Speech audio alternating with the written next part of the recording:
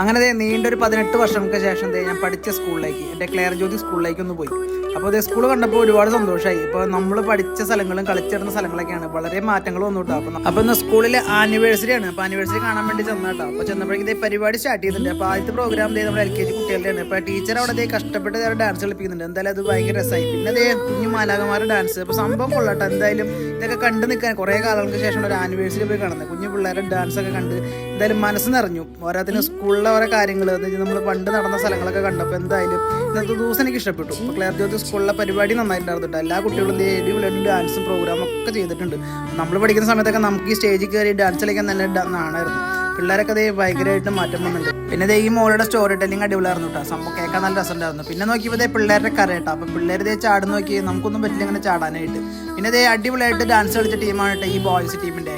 അങ്ങനെ ഒരുപാട് പ്രോഗ്രാമും കണ്ട് അവസാനത്തെ സമാധാനം കഴിഞ്ഞ് ഞങ്ങൾ നേരെ വീട്ടിലേക്ക് പോയി. പിന്നെ ഇത്രയേ ഉള്ളൂ.